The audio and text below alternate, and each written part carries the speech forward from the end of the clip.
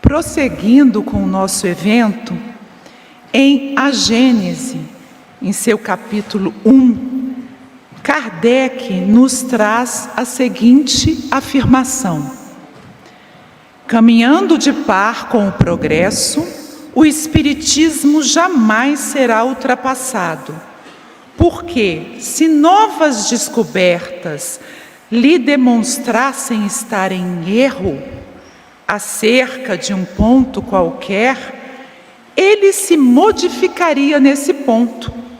Se uma verdade nova se revelar, ele a aceitará. Foi o que a Carol falou aqui na palestra, sobre quando a gente aprendeu que o homem estava no topo ali da escala, não foi isso? Eu, pelo menos, que nasci aqui em Brasília, logo um ano depois que a cidade foi inaugurada, assim aprendi que as outras espécies estavam aqui, era para o nosso bem fazer e resolver.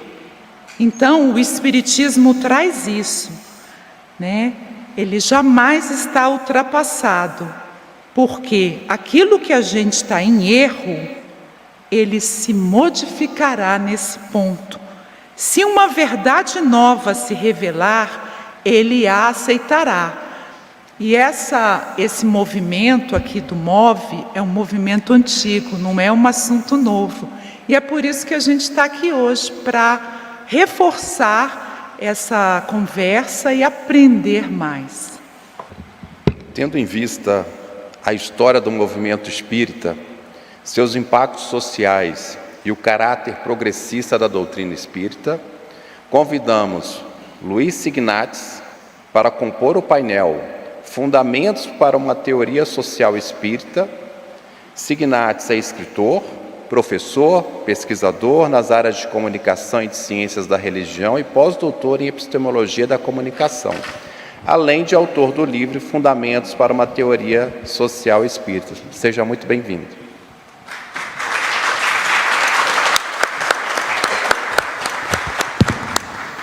Dando continuidade, para atuar como mediador do painel e contribuir com as discussões, convidamos também Rafael Ludolf. Rafael é professor, pesquisador, advogado e ativista dedicado ao direito dos animais. Caros companheiros, sejam muito bem-vindos e mais uma vez obrigado.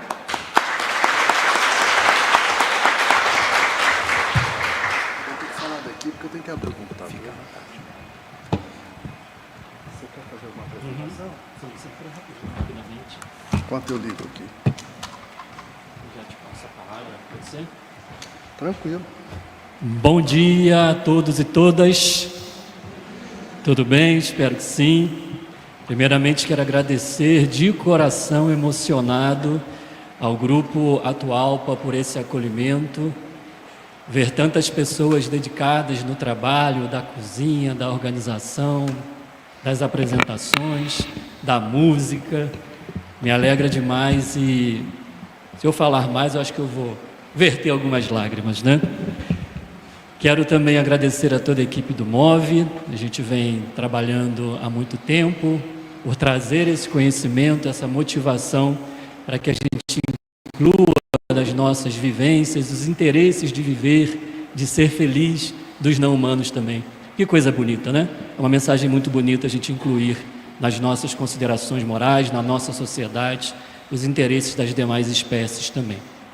E quero também fazer aqui um pedido a vocês, né, de abrir os corações, abrir as suas mentes, porque nós temos uma tradição nos congremoves de abordar aqueles temas fora da curva, aqueles temas que incomodam, que mexem com as nossas entranhas, com as nossas crenças, com os nossos valores, obviamente direcionado tudo isso para o bem de todas as espécies. Então a gente sempre traz pessoas que são pesquisadores, pesquisadoras, pessoas de outras religiões, de outras espiritualidades, pessoas que têm religião alguma, ateus, agnósticos, a gente sempre traz para os congremoves. Para vocês terem uma ideia, no congremove do ano passado, a palestra de abertura foi com o professor Luiz Marques, autor de um recente livro chamado Decênio Decisivo, professor da USP, muito reconhecido pelos seus trabalhos sobre as mudanças climáticas. No Congremov retrasado, nós trouxemos a professora filósofa Sônia Felipe, uma das maiores referências do Brasil na ética animal. Não tem nenhum compromisso de fé com o espiritismo, com religião alguma ela, mas é uma das maiores pesquisadoras na atualidade, que nos ensina muito a sermos mais fraternos e justos com os animais não humanos também. Então nós temos essa tradição, e para esse ano nós resolvemos convidar o professor Luiz Signatti, que também trata o espiritismo de uma forma fora da curva. Mexe com a gente, incomoda. Eu particularmente adoro esses incômodos. E o professor Luiz Signatti, ele publicou a sua obra Fundamentos para uma Teoria Social Espírita recentemente. Eu li essa obra mais de uma vez, algumas pessoas do MOVE também leram, e a obra trouxe para a gente elementos importantes na nossa visão que nos ajudam a construir uma sociedade multiespécie, onde a consideração e os direitos sejam também das espécies não humanas. Por isso convidamos o professor Signatti e pedimos que vocês abram os seus corações com todas as licenças possíveis aqui, pelos incômodos que os estudos que ele traz para a gente. Professor, muito obrigado pela sua vinda, tá? Te agradeço por isso. Obrigado. Meus amigos, senhores, senhoras, todos e todas presentes, encarnados e desencarnados, um bom dia a todos. Eu gostaria de inicialmente agradecer a vocês, aos coordenadores desse evento, e especialmente ao amigo Rafa van Erven Ludolf, pelo convite, por me honrarem com o convite para compartilhar meus estudos sobre o Espiritismo, ainda que eu seja obrigado a me revelar aqui um iniciante nas questões que são as questões desse evento, as questões nas quais vocês se especializaram. Eu digo de público que eu entendo muito pouco do antiespecismo, do especismo e do direito dos animais. Vem muito do Rafa, já há alguns anos, o incentivo para que eu estude, para que eu me aprofunde nesse campo. De todo modo, dentro desses estudos que eu faço, dentro das minhas pesquisas, há algo que é um ponto em comum, que é muito sério para mim, que é a valorização de todas as lutas por conquistas que nos tornem mais humanos, mais fraternos, mais civilizados.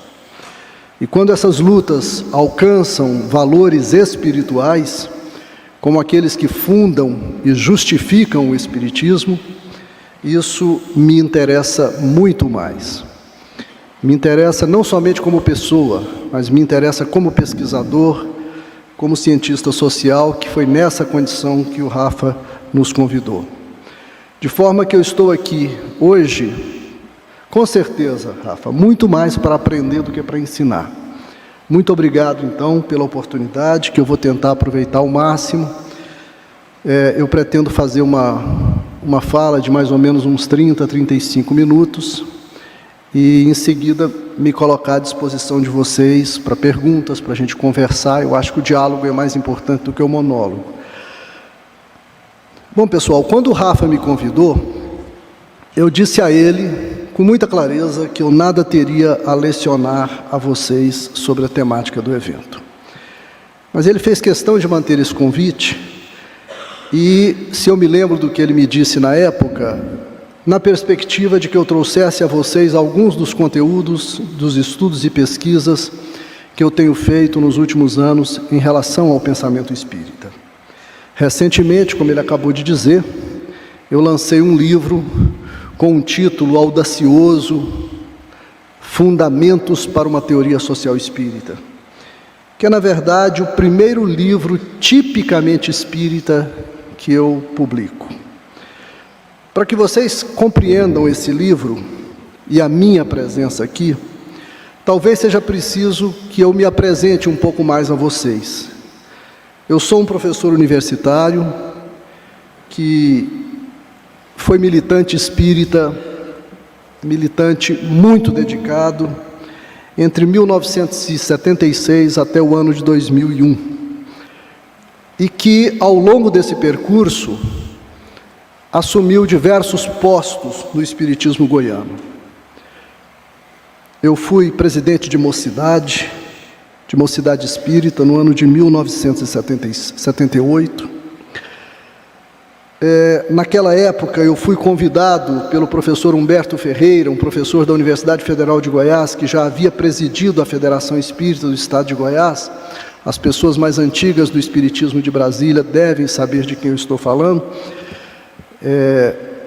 E naquela época, eu assumi, por ser então, àquela época, um estudante de jornalismo e depois jornalista, ao longo dos anos 80 e dos anos 90, eu assumi as atividades então chamadas na época de divulgação doutrinária na Federação Espírita do Estado de Goiás. Nesse meio tempo, nós criamos lá na Federação um conceito que era um conceito novo para o movimento espírita, o conceito de comunicação social espírita. Hoje eu fiquei sabendo, e eu não me lembro desse evento, mas eu fiquei sabendo hoje, que eu já fiz naquela época uma palestra aqui no Atualpa sobre essa temática comunicação social espírita entre os anos de 94 e 96. Eu confesso que eu não me lembro dessa palestra. Foram tantas as atividades que a gente desenvolveu nessa época, em que eu fiz o mestrado aqui na UNB e frequentei a Federação Espírita Brasileira, então presidida pelo saudoso Nestor Mazotti. Ainda nessa época, a perspectiva que a gente tinha na época para o conceito de comunicação social espírita era já uma perspectiva crítica. Nós questionávamos à época uma visão não dialógica do diálogo do espiritismo com a sociedade. A ideia de divulgar é uma ideia de que nós temos a verdade e nós precisamos que essa verdade seja distribuída e converta as pessoas para ela. É uma ideia monológica, tradicionalista do ponto de vista religioso. Nós questionávamos isso. Falou, olha, o Espiritismo é uma forma de conhecimento, o Espiritismo não é doutrina para ser divulgado, o Espiritismo é uma forma de conhecimento, e como forma de conhecimento, como qualquer forma de conhecimento, ele deve estabelecer um diálogo com a sociedade. Então nós propusemos a ideia de comunicação social espírita.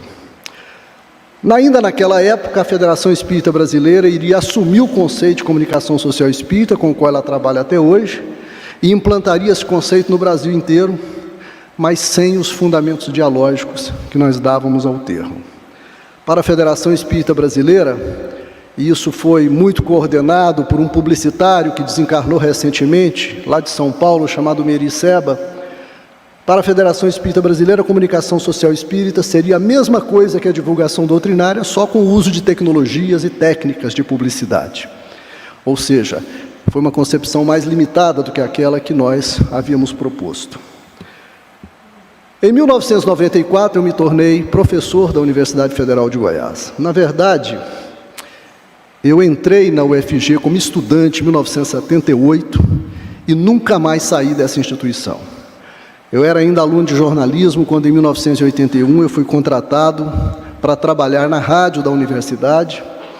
E lá eu permaneci até 94, quando eu prestei outro concurso e me tornei professor. Eu tenho, portanto, cerca de 46 anos de universidade, dos quais quase 31 como docente e pesquisador. Estava dizendo agora há pouco para o Rafael, eu sou uma cria típica do meio acadêmico. Eu acho que nessa sala provavelmente não vai ter nenhum espírita mais institucionalizado em termos de academia e de trabalho científico do que eu. É uma vantagem e, ao mesmo tempo, é uma limitação. Muito bem, ao longo dos anos 90,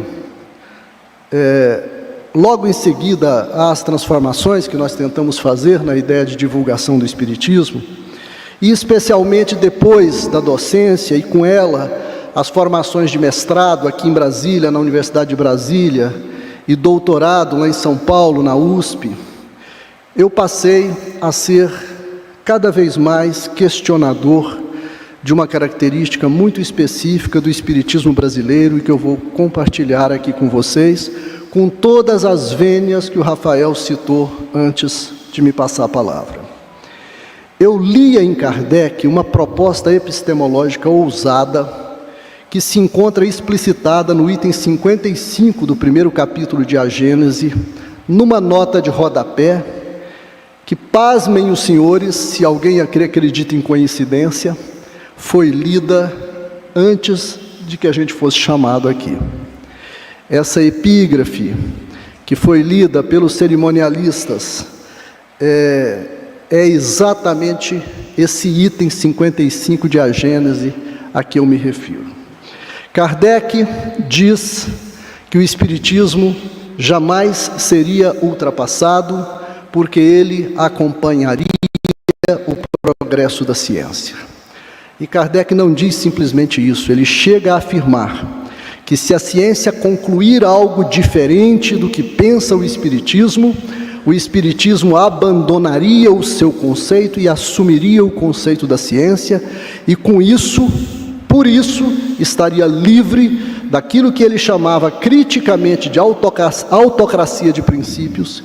Em outras palavras, o Espiritismo não teria dogmas, se confrontaria com a ciência em todas as épocas da humanidade, constituindo um modelo de fé que não existia, que era uma fé raciocinada, que é aquela que se atualiza, que enfrenta frente a frente o conhecimento científico, a razão, em cada uma das épocas da humanidade.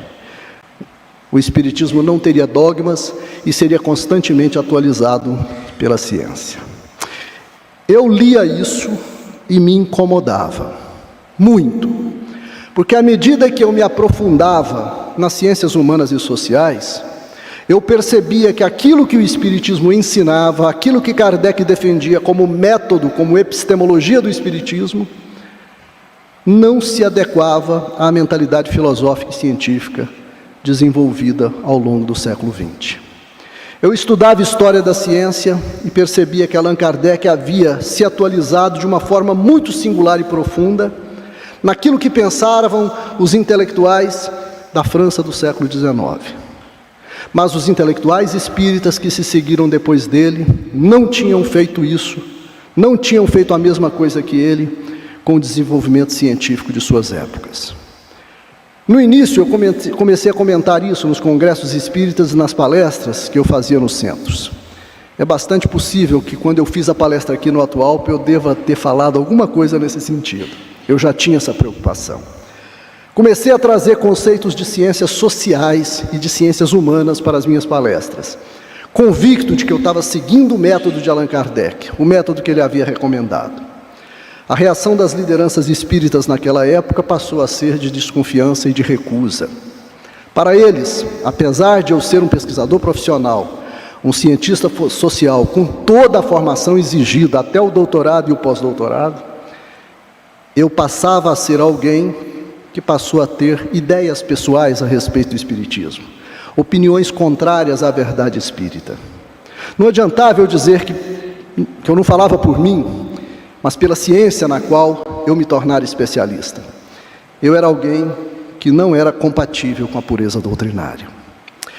No ano de 2001, fatores políticos que eu narro no meu livro me levaram a deixar a militância espírita. Eu não me via mais como alguém compatível por inteiro com a identidade espírita que estava institucionalizada, que estava em vigor. Aquilo que alguns amigos meus, na época, inclusive disseram isso para mim, julgaram como sendo uma crise interior ou como um processo obsessivo, na verdade foi uma decisão que terminou por me aliviar, porque me retirou da obrigação institucional de concordar com postulados que eu considerava que não eram compatíveis com a atualidade científica que eu estudava. Eu deixei de ser um espírita, mas não de estudar o espiritismo. Tornei-me, e eu gosto dessa palavra, foi uma palavra que eu inventei, um ex-espírita. Não me perguntem o que significa isso, eu também não sei.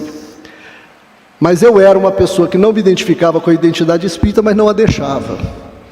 parecido com aqueles padres que abandonam a batina e continuam falando com sotaque latino. E é assim que eu sou até hoje. Allan Kardec um dia disse que um crítico do espiritismo, para ser respeitado por ele, teria que saber de espiritismo tanto quanto sabe um adepto instruído. Pois bem, meus amigos, eu me considero alguém assim.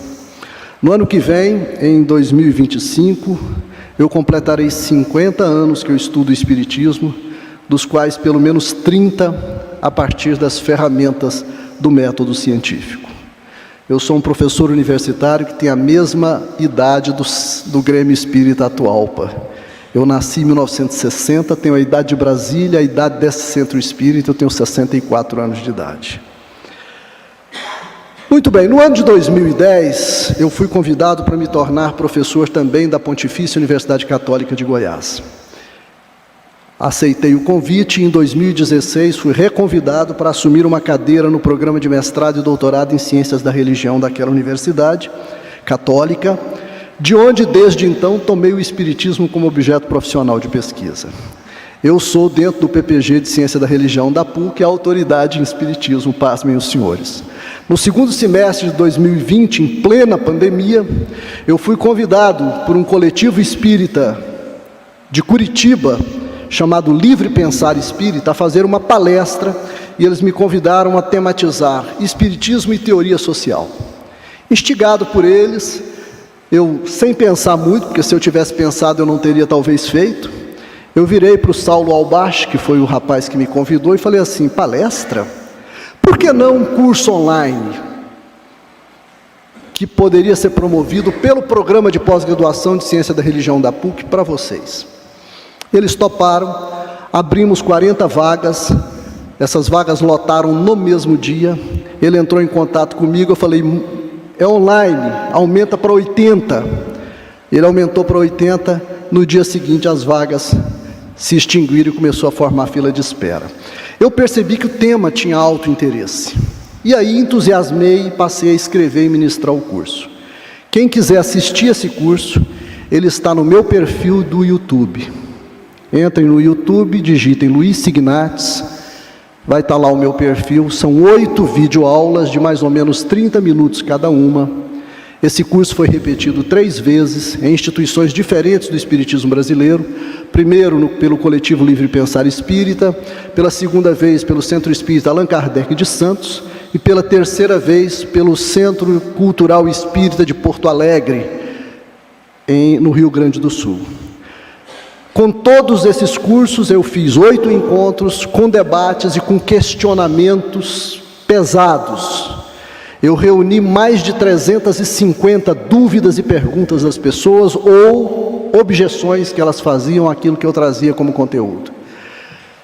Eu juntei todo esse conteúdo, respondi as 300 e tantas questões por escrito, e aí depois a gente organizou e publicou o livro Fundamentos para uma Teoria Social Espírita.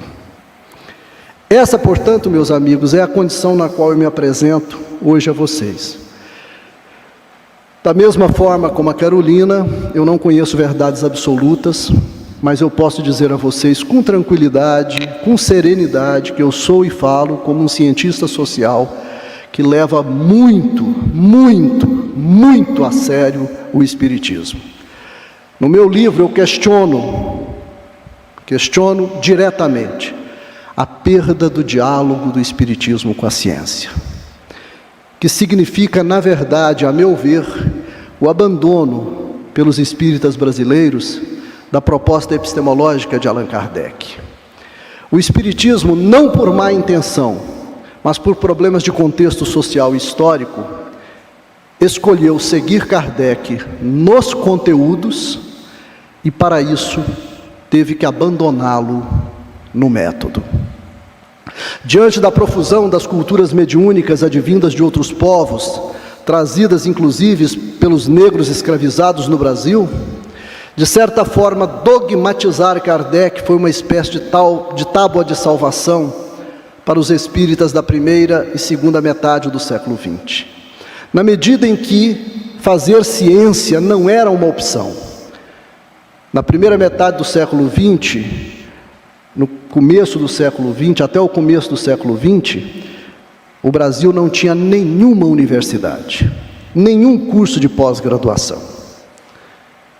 As pessoas, na virada do século XIX para o século XX, se fossem abonadas o suficiente, eram enviadas jovens para a Europa para fazer engenharia, medicina ou direito. Voltavam de lá graduadas, e é por essa razão que na nossa cultura, advogados, médicos e engenheiros são chamados de doutores, mesmo sem ter doutorado, porque naquela época era o máximo que se podia ter em termos de formação. E foi nessa mesma época que o Espiritismo se estabelece, se institucionaliza no Brasil. Fazer ciência do Espiritismo não era uma opção. Isso aqui não era a Europa. Por conta também de uma tradição religiosa, o Espiritismo se instaurou e se solidificou como uma belíssima religião no Brasil. Isso se impôs historicamente. Sem ciência, Kardec pareceu um porto seguro para garantir a unidade da doutrina. Olha, como nós não fazemos pesquisa, não produzimos ciência, vamos ficar com Kardec. Pelo menos a gente erra bem acompanhado, ou a gente acerta com Kardec. Transformado Kardec num cânone, a ciência se tornou desnecessária. E o diálogo com os cientistas, infelizmente, em grande sentido, passou a ser um risco a ser evitado. Exceto, claro, se o cientista concordar com tudo aquilo que o espírita já pensa.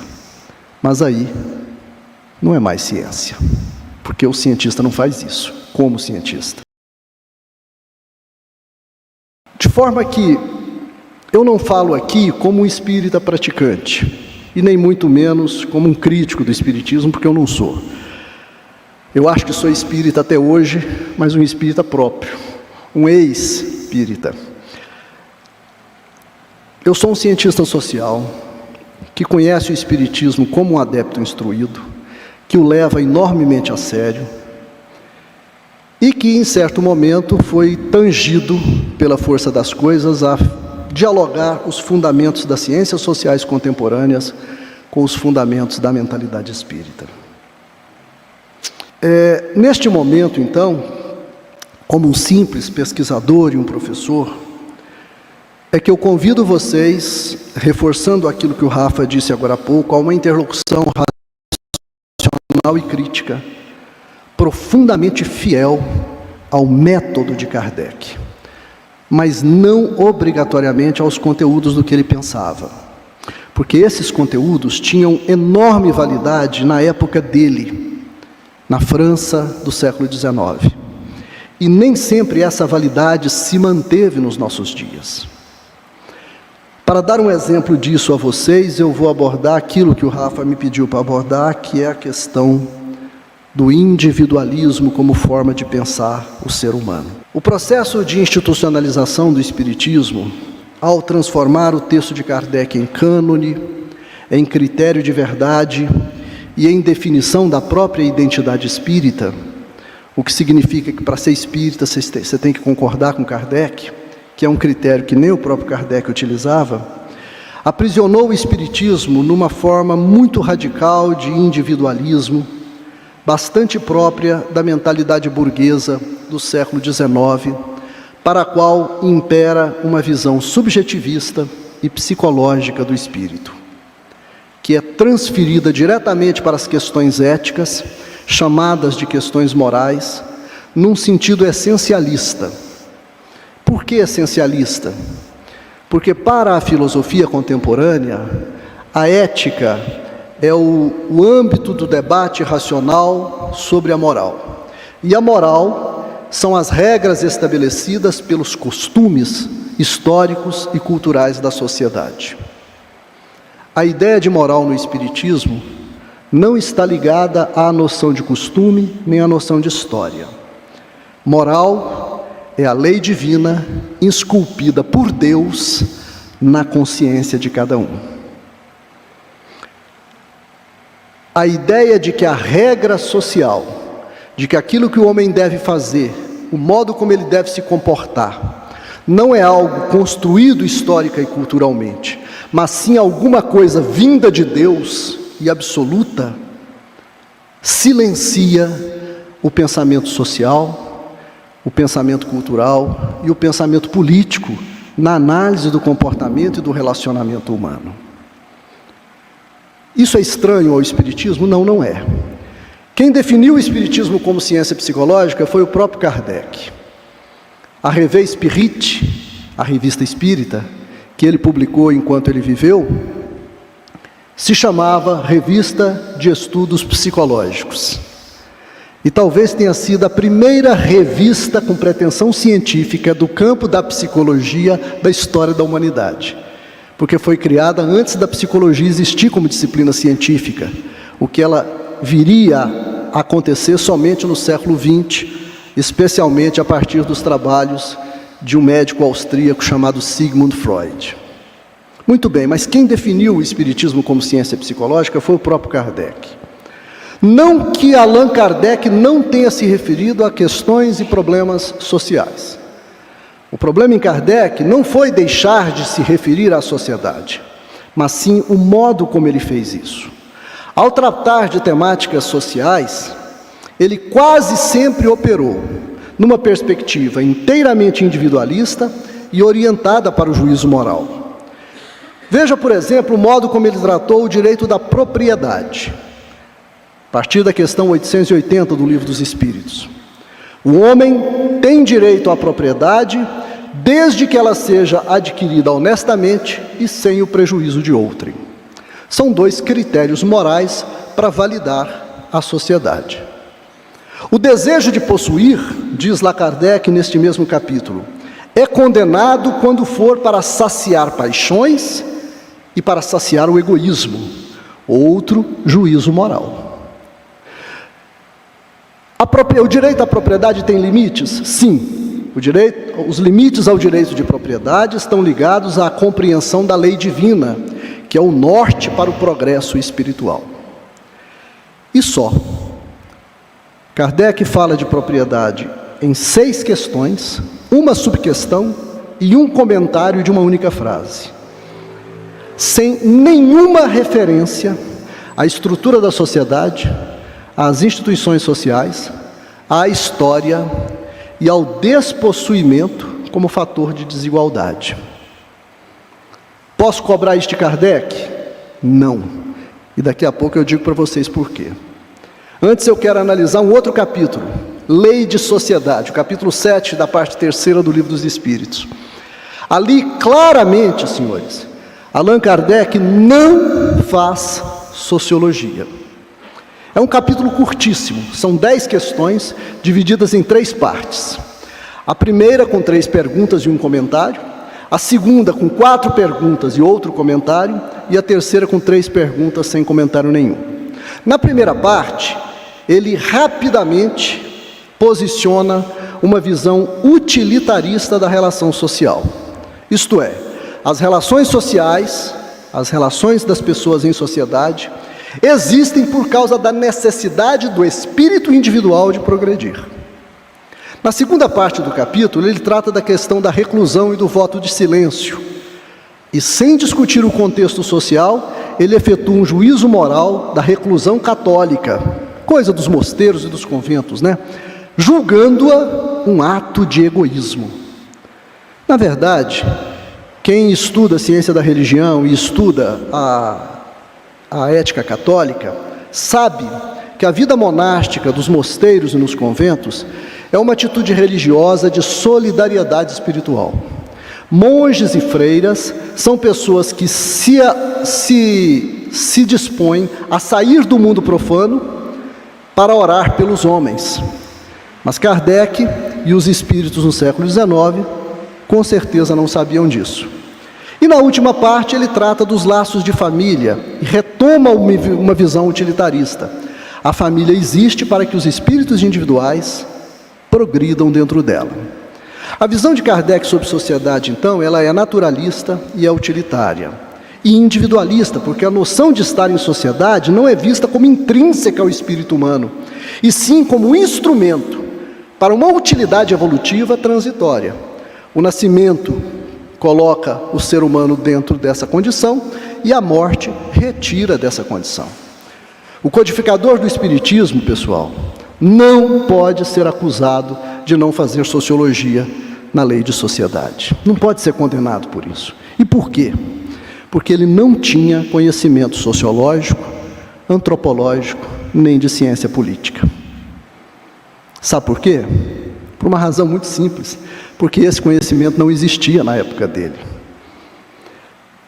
Na época de Kardec, política era o conjunto das questões controversas, e ele diz isso no Obras Póstumas, das questões controversas ligadas ao Estado, ligadas à monarquia dentro da qual ele vivia, sob o imperador Napoleão III, eram as controvérsias humanas, nas quais o Espiritismo não tinha que se meter.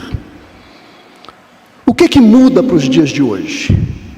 Política é o nome de uma ciência. Ciência política é uma ciência. Ciência social, as ciências da sociedade, as sociologias e as antropologias são ciências.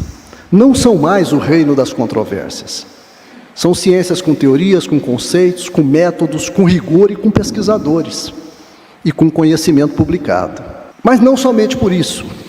Allan Kardec também percebia o fenômeno mediúnico ancorado na sobrevivência individual do espírito, razão pela qual ele concebeu o espiritismo como uma ciência psíquica com consequências morais. O individualismo, pessoal, e isso não é mais uma discussão dentro do meio científico. Isso já foi superado, já foi discutido e superado. O individualismo parte ou leva a um conceito falso de sociedade. Qual o conceito falso? O de que a sociedade é a soma dos indivíduos. À luz das ciências humanas e sociais contemporâneas, essa visão constitui um erro. Se nós reunirmos várias pessoas estranhas umas às outras no mesmo lugar, nós não teremos aí uma sociedade, nem um grupo social, só um ajuntamento de gente. Para que haja sociedade, é preciso que haja linguagem comum, cultura compartilhada e um sentido conjunto de ações e divisões. A sociedade, então, é um conceito formado por categorias intersubjetivas e por institucionalidades, e não simplesmente por pessoas, por subjetividades. E são essas categorias e conceitos intersubjetivos e institucionais que faltam ao sistema espírita de pensamento. É por isso que o espírita médio pensa com sinceridade que os problemas sociais são frutos do egoísmo, a ausência de uma virtude moral no coração das pessoas. É por isso que o espírita médio pensa com sinceridade que a caridade pode solucionar esse problema. É por isso que o espírita médio pensa com sinceridade que o sofrimento das classes despossuídas representa algo que essas pessoas fizeram no passado reencarnatório e por isso estão expiando e que merecem essa condição. Não há no Espiritismo conceitos sociais e políticos que permitam aos espíritas enxergarem e interpretarem a sociedade em perspectiva espiritual. A gente só olha e enxerga os indivíduos. E ao fazer isso, os espíritas dedicam vidas inteiras a trabalhos de assistência espiritual e social, que às vezes simplesmente mantêm o quadro terrível de desigualdade e de injustiça social da nossa sociedade. Observem o movimento espírita, o nosso movimento espírita, companheiros. Há quantos anos o espírita frequenta as periferias das cidades brasileiras? Desde o final do século XIX. Há aproximadamente 130 a 150 anos que o espírita frequenta todos os dias as periferias das cidades brasileiras. Todos os dias o espírita brasileiro convive com a miséria humana, com a desigualdade social brasileira, com as pessoas pobres do Brasil. Todos os dias, há 130 anos. E até hoje, você entra no IBGE, no site do IBGE, puxa lá a configuração sociodemográfica do espírita, e o movimento espírita está posicionado no cume da pirâmide social brasileira.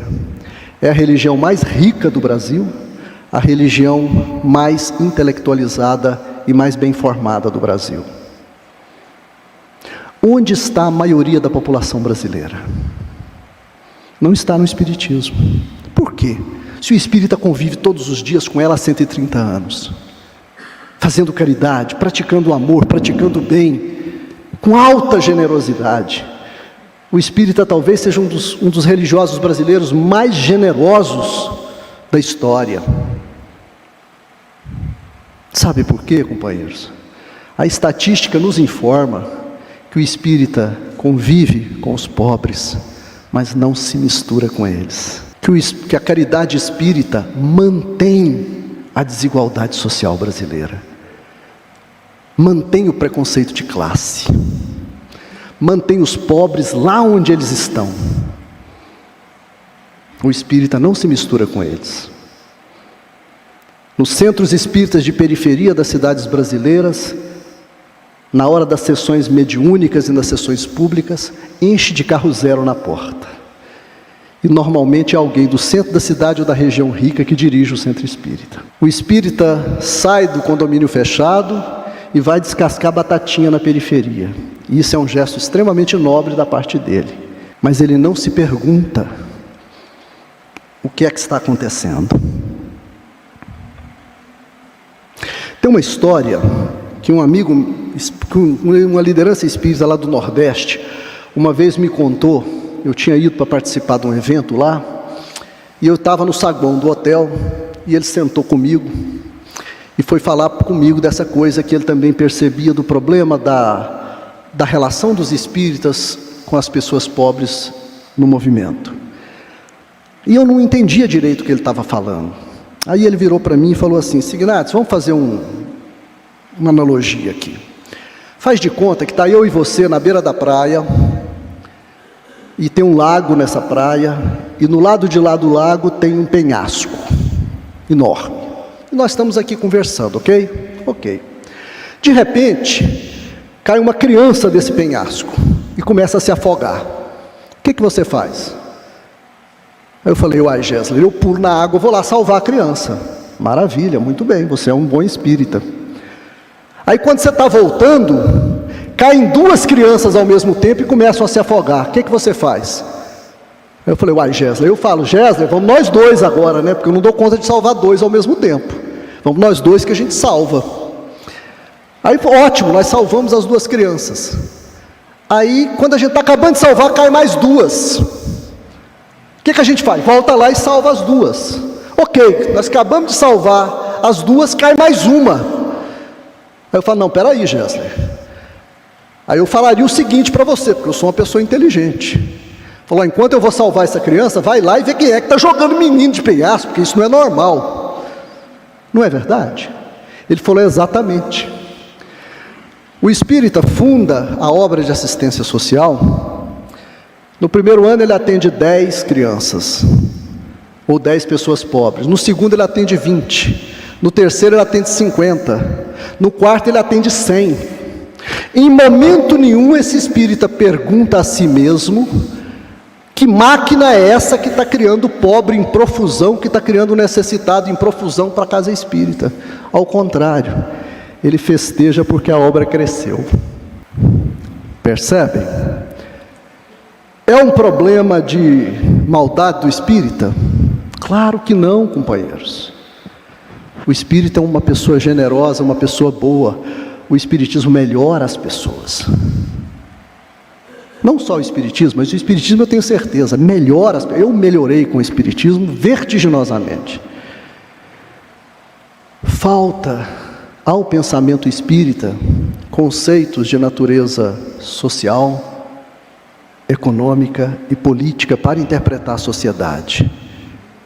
O espírita, quando olha o espírito, ele só enxerga o indivíduo, ele não enxerga a sociedade. Carolina estava falando agora. Cadê a Carolina?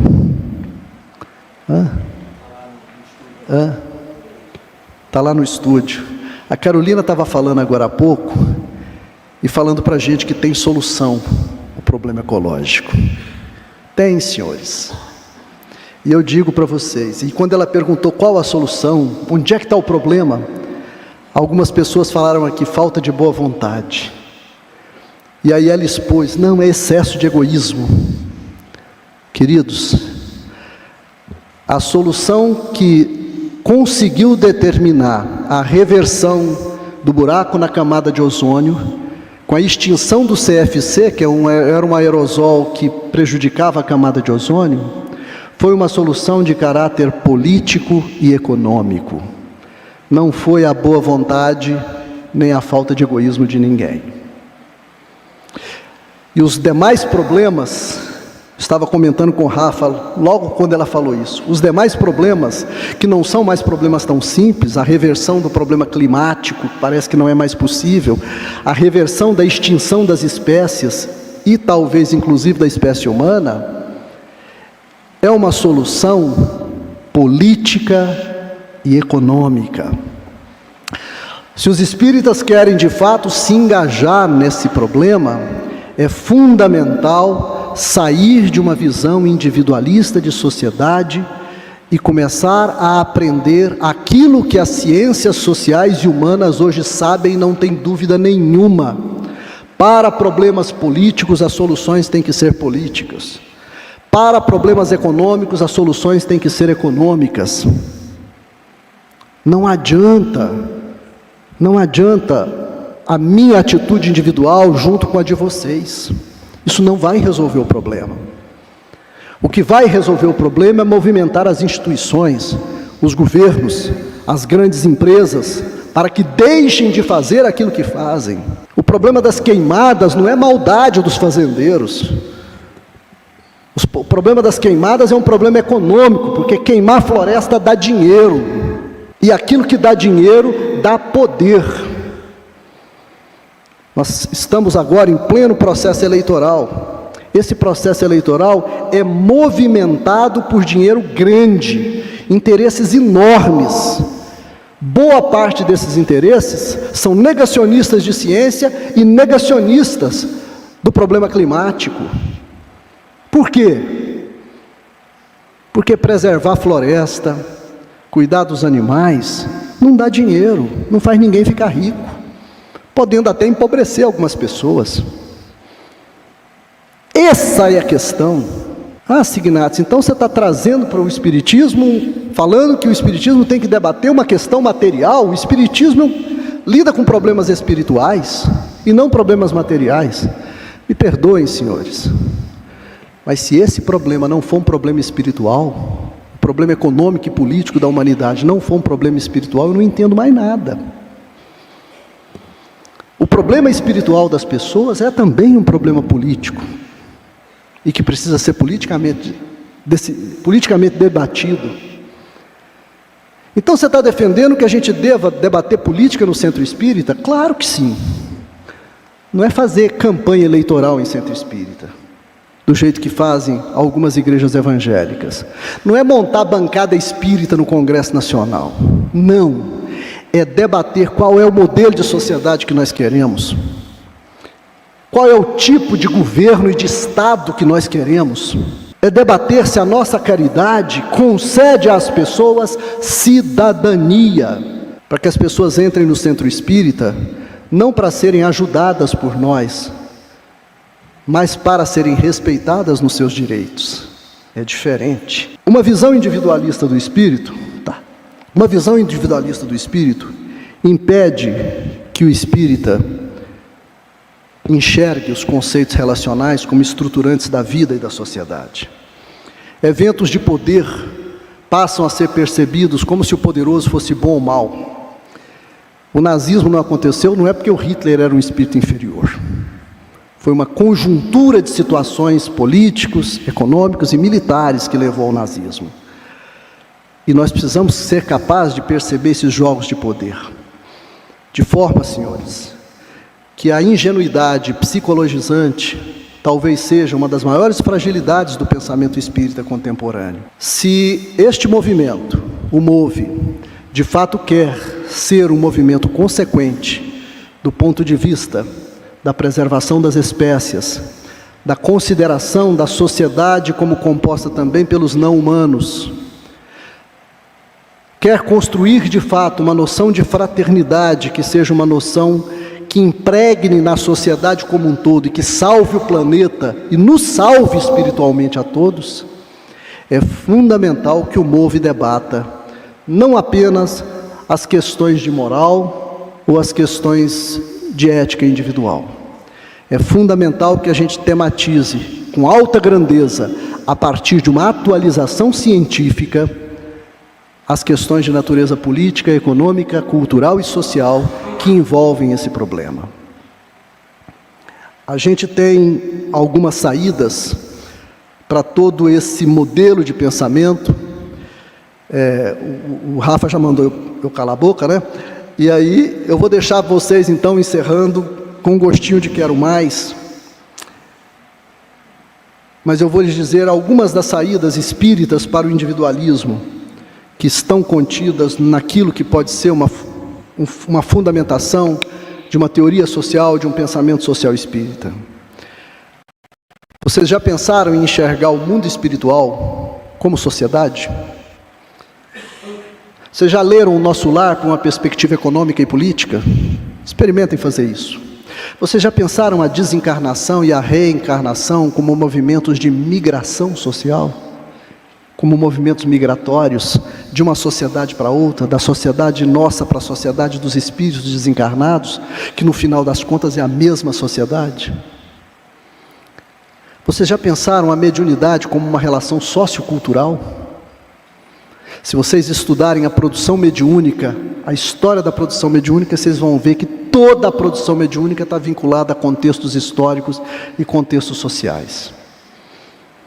E as questões relativas a direitos humanos e direitos dos animais, como prioritárias para a formação ética do Espiritismo. Vamos pensar o Espiritismo à luz das ciências humanas e sociais contemporâneas, fazer aquilo que Kardec propôs, para que o Espiritismo não seja ultrapassado pelas ciências sociais e humanas, sem qualquer pretensão de doutrinar vocês ou de possuir qualquer verdade superior e imutável. É esse o convite que eu faço a vocês. Muito obrigado.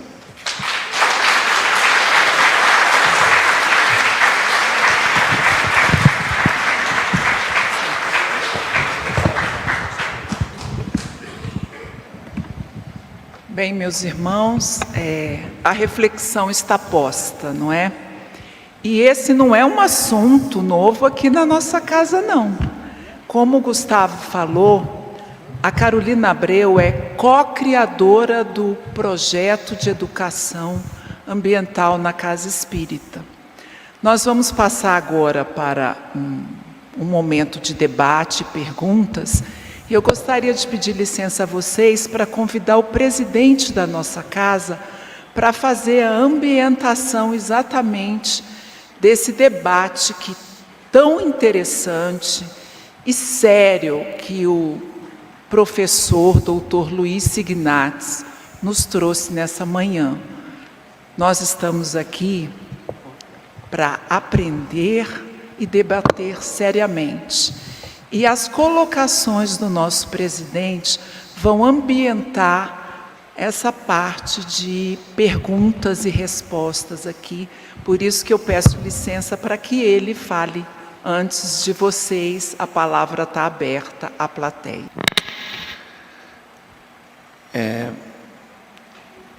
Eu estava ouvindo o professor Luiz Signatz e eu queria esclarecer alguns pontos. Que quando se fala de movimento espírita, nós não estamos aqui, eu não estou aqui, com credencial para falar pela Federação Espírita Brasileira. Eu não estou com credencial também para falar pela Federação Espírita do Distrito Federal, onde nós estamos inseridos. O Atualpa é uma casa espírita nas 200 casas espíritas que existem sob a administração da Federação Espírita do Distrito Federal. É uma casa espírita das 14 mil casas espíritas que o Brasil tem sobre registro da FEB. Eu não tenho essa credencial, mas eu tenho a credencial de falar do Atualpa. Talvez por desconhecimento, o nosso professor Signates não conheça a nossa casa. Nós não vamos lá na periferia buscar o pobre, para fazer a nossa filantropia, a nossa caridade. Não é esse o papel do Atualpa. Pode até alguns entenderem que um tempo atrás, talvez nesse processo de fazermos a coisa certa, nós tenhamos tido a dar o vale transporte para a pessoa sair de lá e vir até aqui. Mas não é o caso. Não é o caso hoje. Hoje nós acompanhamos, sociologicamente falando, politicamente falando e coletivamente falando, as famílias que são assistidas. As famílias que são assistidas aqui na Casa de Atualpa, e eu só posso falar pela Casa de Atualpa, estão dentro desse raciocínio do professor Signates. Elas são acompanhadas para nós entendermos que ele sai de um patamar de conscientização para um patamar superior. Então, por isso que eu digo que o raciocínio, a linha de raciocínio do professor Signates não se aplica à Casa de Atualpa. Não é dessa maneira que nós fazemos o Espiritismo funcionar aqui. Tá? Então, como sempre estou dizendo, estou vendo pessoas aqui, algumas concordam, outras podem estar discordando de mim, não tem problema. É como a Margarete colocou nessa última fala dela. Estamos aqui para conversar e ver onde é que a gente chega. Mas esse quadro não é o quadro do Atualpa. Graças a Deus, nós raciocinamos muito em cima disso, conversamos muito em cima da nossa área social para não criar uma dependência e o não acompanhamento social e coletivo dessas pessoas. Então, é só esse esclarecimento, porque, lógico, a fala dele talvez tenha sido generalizada, mas não é aplicada aqui. Ok? Então, fica aí, eu estou à disposição, não aqui, né, porque nós temos o tempo do Congresso e da formalização de toda a programação, mas a gente pode conversar sobre qualquer ponto que eu tenha falado e até alguns que me passaram aqui na cabeça e não falei. Como a Margarete falou, obrigado. Como a Margarete falou, nós temos um programa de educação ambiental na Casa Espírita aqui. Eu pergunto para vocês, quantas casas tem isso? Quantas casas espíritas tem na sua programação de trabalho o que nós temos aqui? Então, por isso, desculpe o professor Signates, a gente está aí no diálogo, muito do que foi colocado não se aplica à Casa de Atualpa. Obrigado.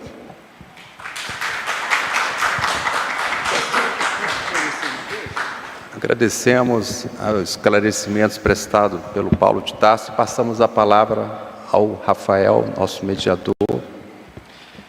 Bom, turma, bom dia. Depois desta exposição provocativa, certamente os corações estão abalados, alguns concordando, alguns discordando. Isso é extremamente saudável e importante. Agradeço muito as palavras do Paulo de Tarso, a colocação trazida, e vamos agora iniciar o diálogo por meio das perguntas que vocês trarão e das perguntas que eu já recebi das pessoas que estão participando virtualmente. A Juliana me mandou aqui pelo WhatsApp, temos 6 perguntas, creio que não vai dar tempo para responder, mas eu vou fazer uma seleção.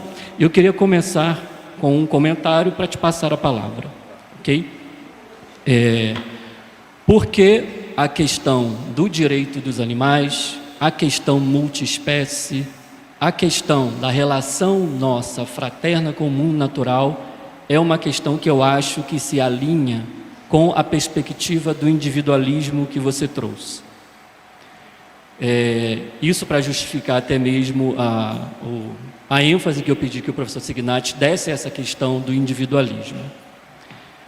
Quando a gente pensa a exploração animal no Brasil, a exploração animal no Brasil se tornou o que ela é hoje, números hecatômbicos, por questões políticas, por questões históricas, por questões institucionais.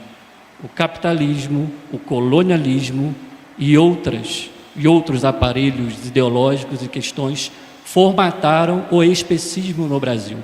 Ninguém aqui acorda dizendo que quer fazer um animal sofrer. Nós participamos da exploração animal porque há contextos históricos, formulações que fazem com que a gente não perceba que as outras espécies estão sem consideração moral, sem direitos. Então, quando a gente olha para a exploração animal do Brasil e a gente olha para as nossas estruturas sociais, a gente percebe que o individualismo está presente também na defesa dos animais. A defesa dos animais tem sido vista, e eu estou falando isso porque eu fiz uma pesquisa no meu doutorado sobre isso, como uma questão individual também. Tanto que predomina no movimento vegano, por exemplo, uma fiscalização do prato alheio, e essa não é a questão. A questão é olhar isso a partir desse contexto político que naturaliza a opressão animal como algo necessário, como algo natural, como algo normal, como algo que decorre de espíritos inferiores, algo assim. Não é. A questão é puramente política, institucionalizada. E é preciso, então, no meu entender, ter esse olhar de ciência social, esse olhar mais crítico para entender as estruturas que naturalizam a opressão dos animais e dificultam que a gente supere, por exemplo, a questão das mudanças climáticas. Então, acho que esse ponto é interessante e eu queria retornar para você, eu já tinha te provocado nisso, até mesmo quando li o seu livro, né? Se você acha que essa questão individualista que ocorre na questão animal faz sentido na sua teoria, se tem alguma razão no que eu estou dizendo, né?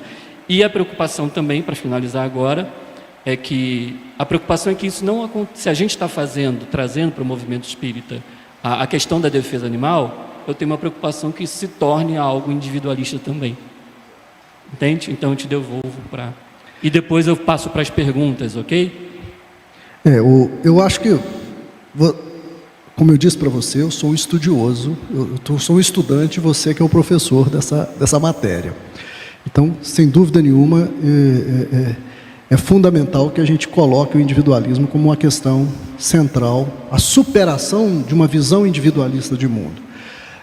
Só que, assim, o que eu queria destacar nisso que você disse, o Rafael, é basicamente o seguinte: como é que a gente supera uma visão individualista de mundo? Certo? Primeiro, o que é uma visão individualista? Uma visão individualista é aquela que responsabiliza as pessoas por aquilo que acontece de certo ou de errado com elas. Eu vou repetir.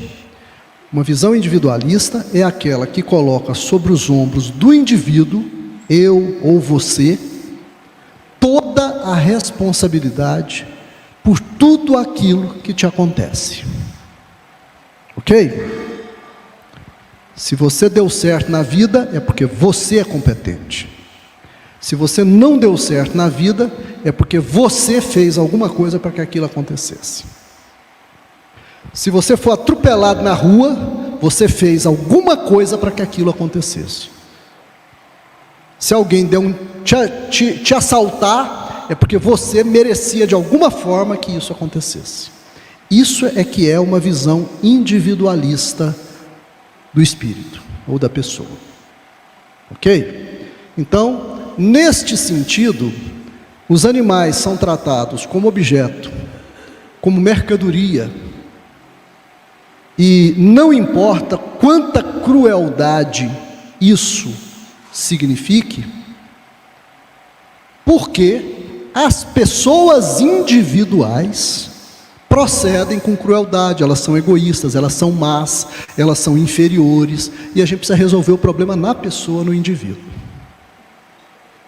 Eu digo para vocês, do alto da ciência na qual eu sou especialista, todas as ciências sociais e humanas contemporâneas, as ciências sociais, elas surgem na virada do século XIX para o século XX, se aperfeiçoam durante a primeira metade do século XX, tem todo um debate sobre a epistemologia das ciências sociais. Aí nós descobrimos, no século XX, mais ou menos entre os anos 50 e 60 do século XX, eu já tinha nascido, quando o mundo intelectual europeu e americano descobre que o modo de pensar as ciências naturais não poderia ser o mesmo modo de pensar as ciências naturais. O modo de pensar as ciências da sociedade, as ciências do homem, não pode ser o mesmo modo de pensar as ciências da natureza. Por uma razão muito simples. Porque nas ciências naturais, quando você faz um teste com a matéria, você descobre uma regra e você pode utilizar essa regra para o futuro. A gente até brinca, nas ciências naturais, a água pura evapora em 100 graus Celsius, dentro das condições atmosféricas do planeta Terra. Qualquer lugar. Lá na cozinha da sua casa, você bota a água para ferver, bota o termômetro, em mais ou menos 100 graus, a água passa do estado líquido para o estado gasoso. O que nós descobrimos no campo das ciências sociais? Que o ser humano não é assim. O ser humano, se você adota um procedimento hoje, ele reage de um jeito. Se adota o mesmo procedimento amanhã, ele reage de outro. Até porque ele viveu e tem a memória da experiência anterior, ele não gostou da experiência anterior, ele vai se defender depois. É assim na sociologia, é assim na economia, é assim na antropologia, é assim em todas as ciências sociais. Não é o mesmo modo de conhecer. Então nós temos hoje todo um repositório de conhecimento. E essas ciências se dividiram em disciplinas especializadas, antropologias, sociologias, nós temos ciência política, nós temos sociologia da cultura, antropologia da cultura, alta sofisticação científica. Nenhum desses conceitos é debatido nos estudos dos centros espíritas. Nenhum. Quando a gente fala disso dentro do centro espírita, a reação que normalmente a gente tem é de estranheza. Paulo, eu não quis criticar o Atualpa nem o movimento espírita em coisa nenhuma. O espiritismo, os espíritas brasileiros, geral, como um todo, eles estão diante de uma contradição que é da prática espírita nossa. As estatísticas do Brasil mostram que a nossa convivência com as pessoas pobres não é inclusiva. Se o Atualpa está incluindo, maravilhoso. Se o Atualpa está incluindo, maravilhoso. Se tem um ou outro centro espírita batalhando isso, maravilhoso, trabalhando com o conceito de cidadania dentro da assistência social e fazendo gestão política para que não haja mais pobreza, para que as pessoas não precisem mais da caridade espírita, para que ninguém precise de sopa de centro espírita. Queridos, no começo do século, aí eu vou contar uma coisa para vocês, e eu estou terminando, tá? Eu divergi do específico porque eu não entendo o assunto. Mas assim, eu vou contar uma coisinha para vocês, só para mostrar para vocês como esse problema é sério. No começo do século, nós estávamos sob o primeiro para o segundo governo Lula, né? E ele tinha acabado de estabelecer a Bolsa Família, né? Aquele dinheirinho que é dado para as pessoas em condição de pobreza absoluta, de miséria. Tá, eu vou encerrando. Sabe? E eu fui convidado para fazer uma palestra no Centro Espírita de Goiânia, né? E uma senhora muito conhecida, há muitos anos minha, que era uma dirigente espírita de um outro centro espírita, depois da minha palestra, acorreu para mim e falou, eu tinha falado assim, olha, a transformação do ser humano não é primeiro a reforma íntima e depois a transformação social. É o contrário. É primeiro a transformação social, depois a transformação individual. Eu falava assim, os espíritas sabem disso. Ninguém faz a reforma íntima para fundar o centro espírita. A gente funda o centro espírita e espera que a gente se transforme por dentro no centro espírita. É ou não é verdade? Então, primeiro a gente cria a instituição. O mundo espiritual não espera que a gente se reforme intimamente para botar a gente na família. Não, ele bota a gente na família e dentro da família, convivendo lá com os parentes, né? A gente é obrigado a conviver com eles. A gente talvez se transforme. Então, o social vem antes. A mudança social vem antes. Não é a reforma íntima, é a mudança social. E ela virou para mim e falou: Signates, você está errado, Signates. A transformação íntima vem em primeiro lugar. Eu falei: não vem. Não vem. Observa só como é que, falei para ela, observa só como é que uma coisa simples, que é a instituição de um Bolsa Família, que é de um dinheirinho pequenininho para as pessoas pobres, está transformando a expectativa das pessoas em sociedade. Ela virou e falou: não, foi bom você ter citado isso, Luiz. Ela é um dirigente espírita. Eu sou contra o Bolsa Família. Aí eu estranhei, falei: olha, por quê? O Bolsa Família está destruindo a assistência social espírita. Lá no centro que eu dirijo, a gente faz no final de semana uma sopa fraterna. Você não acredita que as pessoas estão chegando e querendo saber de que é feita a sopa? Eu não sei se eu preciso dessa sopa sua. As pessoas estão arrogantes, Luiz. Elas não aceitam mais a nossa sopa. Eu falei: que coisa boa. Dia virá, talvez, em que esse país seja um país tão legal, tão bom de se viver, que as pessoas não precisem mais de sopa de centro espírita, porque elas vão ter a dignidade do alimento na própria casa delas. Percebe? É disso que eu estava falando. A questão da convivência com os animais pode ser sim tomada como uma questão individual, individualizada. A gente vira fiscal do prato alheio, ou fiscal da moral alheia, como todo religioso tende a ser às vezes. E essa não é a questão. Nós precisamos construir uma cultura de fraternidade. Precisamos estabelecer leis que impeçam com que as pessoas sejam assim. Nós precisamos estabelecer nas escolas condições sociais de ensino em que desde a infância as pessoas passem a enxergar os não humanos numa perspectiva em que eles não sejam mais considerados objetos. E nós precisamos modificar a indústria, porque a indústria é que mercantiliza a carne, a indústria é que mercantiliza o genocídio. Se a gente não parar o grande, não adianta fazer o pequeno. Então a superação do individualismo modifica o modo do espírita enxergar o seu semelhante, enxergar a vida dele, enxergar a sociedade. E aí nós vamos ver que os problemas espirituais são sociais e políticos também. Os problemas espirituais são problemas sociais e são problemas políticos também.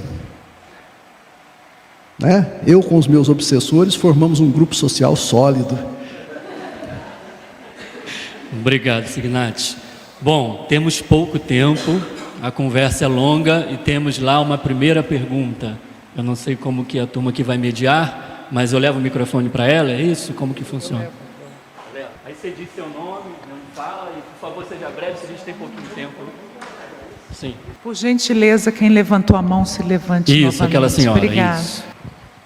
Bom dia a todos, eu me chamo Maria Gorete, eu estou encantada com a sua fala, assim, encantada, porque eu não imaginava que alguém pudesse chegar aqui hoje e dizer o que eu penso muitas vezes. Então, eu acho que nós temos mesmo que pensar uma verdadeira fraternidade. Não é a fraternidade de trazer e de levar só a comida, é a fraternidade da inclusão. Então, professor, eu só não tenho perguntas, mas eu compreendi perfeitamente quando o senhor se refere ao trazer e ao ir. Quando eu saio da minha casa, que é totalmente segura, quando eu chego naquele local, diferentemente, eu faço um trabalho, não é em centro espírita, mas eu faço um trabalho com um grupo de profissionais, que eu já sou aposentada, com gestantes. E elas ficam assim, diferentemente de muita gente, nós levamos, mas a gente traz ela conosco, porque nós damos o número do telefone, nós cuidamos dela, nós vamos para o local que muitas vezes ela precisa. Estamos agora com uma paciente em um determinado hospital que está passando por um pré-eclâmpsia. Cada uma se envolveu de forma diferente. E o Bolsa Família é isso. O dinheiro que vai para essas pessoas é diferente dela só estar recebendo a sopa, ou o pão, ou a fralda. Então, eu sou uma espírita de pouco tempo. De estudo, ainda não estou com muitos conhecimentos. Porém, eu já passei por alguns problemas, porque eu tenho uma forma diferente de me colocar. Então, eu fui mais ou menos afastada de um grupo, porque quando discutiram um assunto em pauta, eu me coloquei diferentemente do pensamento. Então, eu quero lhe agradecer pela oportunidade, pela esperança que eu criei aqui e agora. Como é que é o nome da senhora? Eu lhe agradeço. Meu nome é Maria Goretti e eu agradeço demais, professor. Não tenho nenhuma pergunta, mas tenho esse elogio de você pensar uma forma de uma verdadeira fraternidade. Ok, muito obrigado pela sua colocação. Eu queria fazer o seguinte, a gente faz mais 2 perguntas, eu acho que tem mais uma, e aí eu devolvo aqui para o Signati. Por gentileza, sejam breves, tá? Vou ser bem breve, eu sei que vocês estão com problemas de tempo. Parabéns ao Toalpa por trazer esse tema. Acho que é um tema de vanguarda e foi um dos motivos que, depois de 20 anos, eu me desliguei um pouco da doutrina espírita. Porque eu fui uma criança acompanhada de muitos fenômenos e fui estudar, fui buscar. E chegou um certo ponto que eu não encontrei todas as respostas, porque pela história do Kardec era pesquisa científica. E eu fui estudar a psique. Embora eu ache que as colocações do professor Signati precisem ser um pouco mais aprofundadas. E tem pontos controversos, como a questão da individualidade e da coletividade. Porque é através do indivíduo que o coletivo se faz. Então, nós teríamos que abrir aí uma porção de questões, entre outras. Eu ficaria aqui o dia inteiro debatendo, né? Mas infelizmente o tempo é curto. Precisaríamos ampliar o tema e não desprezá-lo. E, mais uma vez, parabéns pelo Grêmio ter trazido essa temática. Muito obrigado. Eu acredito que chacoalhou o coração de muita gente. Obrigado. Temos mais uma pergunta aqui do público presente ou não? Aqui na frente, Gustavo. Isso. Aqui para ela. Aqui, ó. Olá, meu nome é Larissa. Eu sou aqui da Casa de Atualpa já faz bastante tempo. Foi tempo nisso. Primeiramente, eu queria agradecer pela minha casa ter disponibilizado esse tipo de conversa, porque eu acho que, assim, a partir do momento que eu comecei a estudar essa questão social, muitas coisas começaram a descortinar na minha cabeça, principalmente em relação ao meu entendimento ao espiritismo e de como talvez as coisas deveriam ser, de uma maneira mais melhorada, né? Assim, na nossa vida em sociedade, enfim.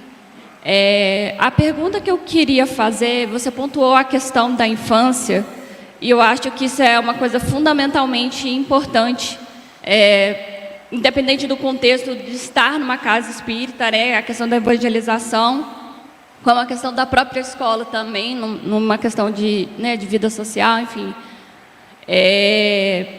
De como a gente pode pensar numa maneira talvez mais efetiva nesse sentido, porque assim, como o senhor mesmo disse, existe muita briga de interesse, né?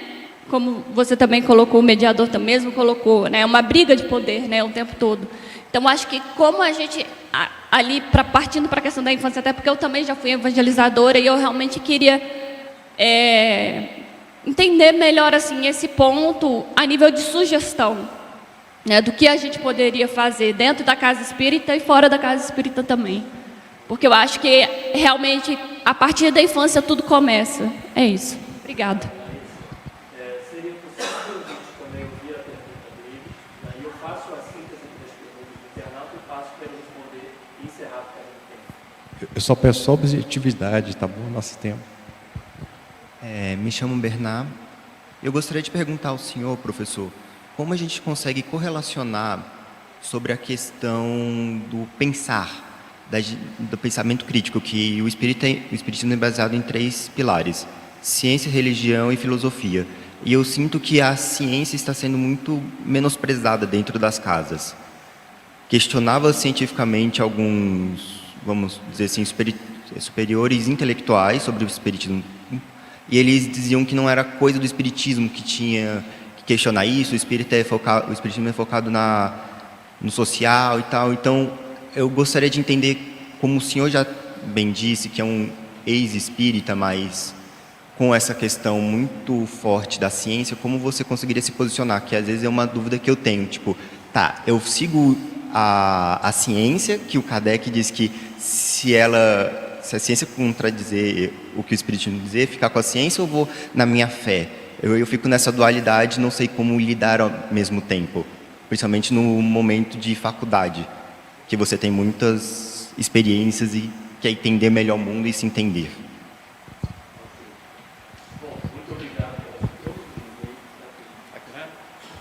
Alô? Agradeço as 4 perguntas. Existem aqui 7 perguntas virtuais. O que eu vou fazer? Como nós temos 9 minutos, eu vou direcionar essas perguntas para o Signatis, para ele responder depois, tá? Não agora, porque são 4 perguntas aqui. Eu acho que já vai levar os 9 minutos para responder que a gente tem dos internautas, né? A gente publica as perguntas e ele responde a vocês para atendê-los também, porque a ideia é essa, né? É que seja dialógica, né?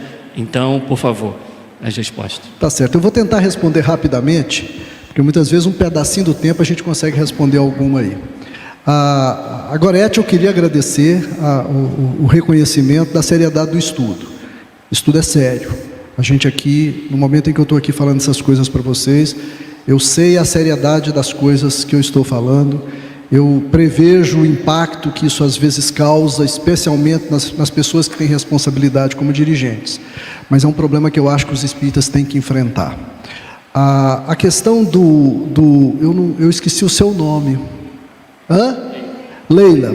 A questão da Leila, é muito importante que nesse debate, Leila, a gente não tente fazer uma contraposição entre indivíduo e sociedade ao discutir a questão do individualismo. O problema não está na relação indivíduo-sociedade, na importância do psicológico, por exemplo. A gente não trabalha com teoria social contra as teorias psicológicas, de jeito nenhum. Nós sabemos que a psicologia, as diversas psicologias e a psicanálise são conquistas importantíssimas da ciência humana, e as ciências sociais também.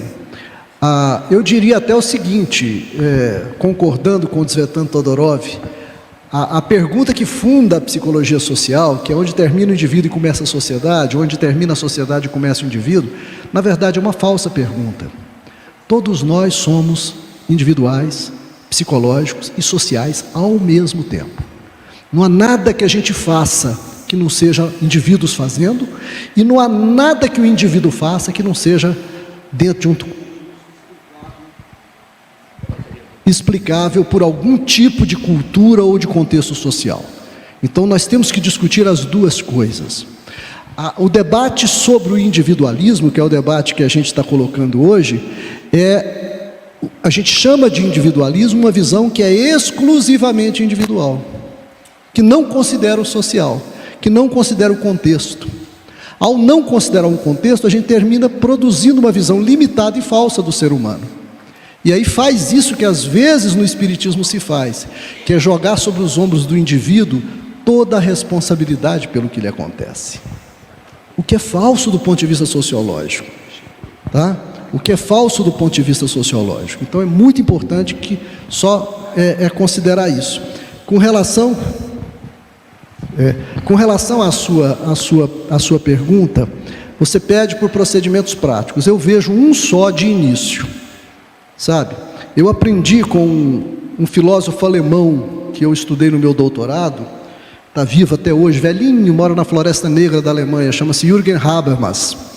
Eu aprendi com ele que os intelectuais, e essa é a minha profissão, tá, gente? E a minha limitação, como eu disse no início, que os intelectuais, eles não devem prescrever para a sociedade que jeito que ela deve ser. Eles devem pesquisar, ver na sociedade que jeito que ela procede, como é que ela se organiza, onde que estão os problemas e dizer isso para ela. Cabe a vocês saber o que fazer. Quando eu coloquei o problema estatístico do espírita, como é que é possível um movimento grande, generoso, brilhante como o movimento espírita, inspirado por uma doutrina filosófica forte como é o espiritismo, conviver mais de 100 anos com a população pobre e não se misturar com eles? Esse é um problema. Como é que soluciona isso? É o problema de vocês, né? É um nosso problema. A gente pode até ajudar. Modifiquem, eu vou pesquisar de novo e falo, isso aqui melhorou nisso, melhorou naquilo.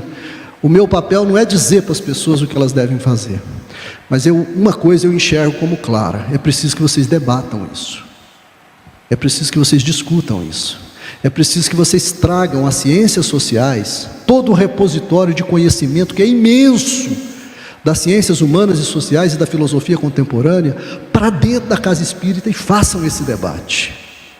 Vocês vão achar soluções, vocês vão achar questões interessantíssimas que podem alterar o modo de vocês procederem. A Igreja Católica conseguiu uma solução para isso, na forma das pastorais. Tem a pastoral da criança, que foi base para a criação do ECA. Vocês sabiam disso?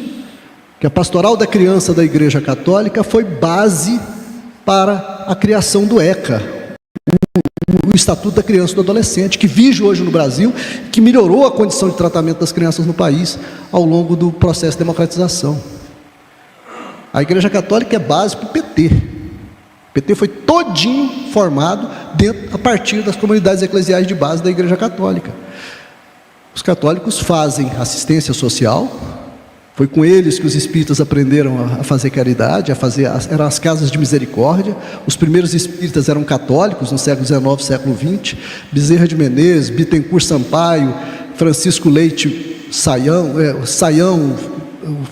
Francisco Leite ou Bittencourt Sampaio, Antônio Luiz Saião eram católicos, que se converteram para o espiritismo e passaram a fazer no espiritismo aquilo que eles já sabiam, que eles tinham aprendido a fazer na Igreja Católica, que é assistência social, as casas de misericórdia. Mas a Igreja Católica vivenciou dos anos 60 para cá toda uma experiência de politização da discussão católica. Você não vê a Igreja Católica apoiando partido, mas você vê a Igreja Católica debatendo os direitos das pessoas e ajudando a legislação brasileira a melhorar. Então isso é importante. E para finalizar o seu debate a respeito do pensamento espírita, eu diria o seguinte: de fato, o tripé, no Brasil, ele é menorzinho, o pezinho da ciência, certo? Ele de fato isso não é culpa do espírita não, gente, nem do centro espírita, pelo amor de Deus.